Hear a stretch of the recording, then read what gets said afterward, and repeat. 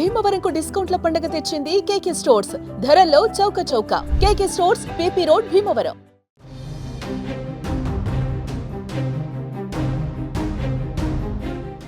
ఒక భర్త భార్య పైన దారుణానికి ఒడిగట్టాడు. భార్య ముక్కు అందంగా ఉందని నిద్రలో ఉండగానే కొరికి నమలేశాడు. అంతేకాదు ఆమె వేలును కూడా కొరికేశాడు. ఈ ఘటన నదియా జిల్లాలో జరిగింది. పోలీసులు కేసు నమోదు చేసి భర్తను అరెస్టు చేశారు. దీనికి సంబంధించిన పూర్తి వివరాల్లోకి వెళ్తే, పశ్చిమ బెంగాల్లోని నదియా జిల్లా శాంతిపూర్ పోలీస్ స్టేషన్ పరిధిలోని బేర్పారా ఏరియాలో బాపన్ షేక్, మధు ఖాతున్ దంపతులు నివసిస్తున్నారు.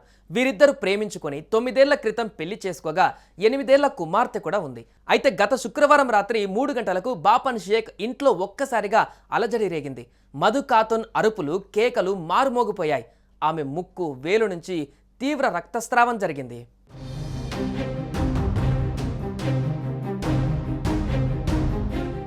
బెంగాల్లోని నదియా జిల్లాలోని శాంతిపూర్ పోలీస్ స్టేషన్ పరిధిలో జరిగిన ఈ ఘటన ఇప్పుడు చర్చనీయాంశంగా మారింది.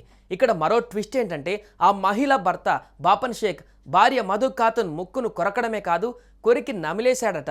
దీంతో బాధతో ఆ మహిళ మధు ఖాతున్ గట్టిగా కేకలు వేసింది.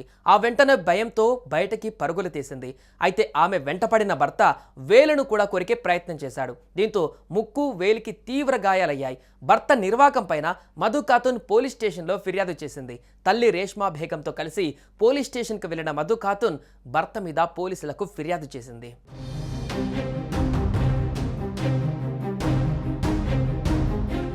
ఫిర్యాదులో తన భర్త బాపన్ షేక్ తరచుగా మద్యం తాగి ఇంటికి వస్తాడని, అలా వచ్చినప్పుడు తనను చాలా అందంగా ఉన్నానని పొగిడేవాడని చెప్పుకోవచ్చింది.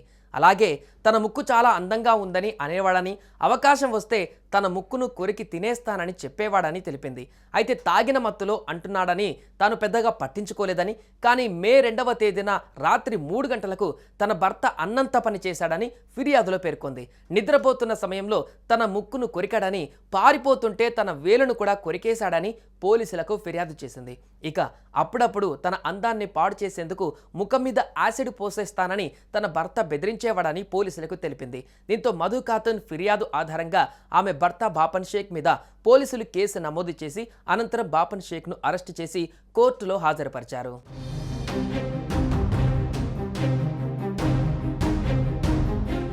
మరోవైపు మధు ఖాతున్ తల్లి రేష్మా బేగం కూడా అల్లుడి ప్రవర్తన పైన ఫిర్యాదు చేశారు. తన కూతురి కేకలు విని తాను అడ్డుకునేందుకు ప్రయత్నిస్తే తన అల్లుడు తనపైన కూడా దాడి చేశాడని ఆరోపించింది.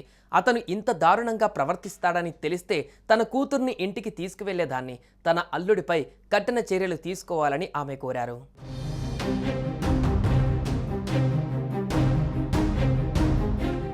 సుమన్ టీవీలో మీ పర్సనల్ అండ్ బిజినెస్ ప్రమోషన్స్ కోసం కింది నెంబర్కి కాంటాక్ట్ చేయండి.